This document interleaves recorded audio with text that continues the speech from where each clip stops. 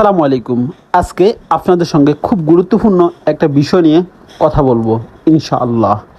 আজকে যে বিষয়টা নিয়ে কথা বলবো, আপনি যে ব্যবসা অথবা যে কাজ করেন না কেন, ওই কাজটাকে আপনি যদি ভালো না বাসতে পারেন, তাহলে ওই কাজ থেকে কখনো আপনি সফল হতে পারবেন না।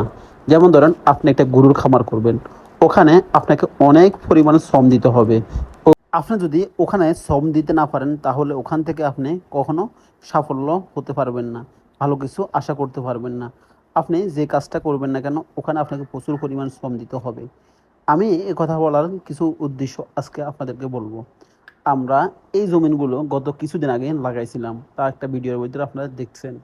তো আজকে দীর্ঘদিন এই জমিনে যখন আমি আসিনি, একবার মাঝে একবার আসছিলাম, এরপরে আজকে দীর্ঘ 1 মাস পরে আবারও আসছি। দেখেন আমার জমিনের আইলের ভিতরে কি পরিমাণ খ্যার উঠছে। এই খ্যারের কারণের জন্য জমিনের ধানগুলো সাইডে সাইডে নষ্ট হয়ে যেতেছে। আর জমিনে দীর্ঘদিন পানিও কম থাকার কারণে ধানগুলো একটু লাল লাল হয়ে গেছে। আসলে আমি যদি এর আগেও কয়েকবার আসতে পারতাম, তাহলে জমিনে যে আইলগুলো ছিল ওগুলো যদি সাফ করে দিতে পারতাম, তাহলে ধানের গোছাগুলো আর একটু ভালো হতো। তো আজকে যে কাজগুলো করার জন্য একসাথে আমি 2টা কাজ করতেছি। গরুর জন্য কিছু খ্যারও হয়ে গেল, আর ধানের যে জমিনগুলো আইলগুলো ছিল, আইলগুলো থেকে খ্যারগুলো কাটা হয়ে গেছে। তো আসলে এরকম যদি আপনি যদি যে এই কাজটাকে যদি আমি সবসময় আসি একবার করে দেখে দিতাম, তাহলে এখান থেকে আল্লাহ পাক আমাকে ভালো কিছু দিত। আসলে রিজিকের মানে সবসময় আল্লাহ।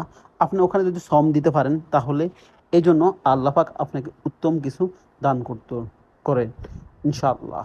অবশেষে আরেকটা আপনাদের কথা বলবো, আপনি যে ব্যবসা যে কাজগুলোই করেন না কেন, ওখানে প্রচুর পরিমাণে সময় এবং ধৈর্য ধরে ওই কাজটা করতে থাকেন, তাহলে আপনি ভালো কিছু আশা করতে পারবেন।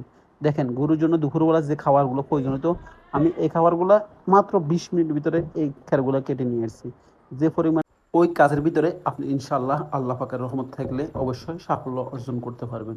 এজন্য আমি আপনাদেরকে বলবো, যে কাজটা করবেন না কেন অবশ্যই ওই কাজটা গুরুত্ব দিয়ে এবং মনোযোগ দিয়ে ওই কাজটা করবেন।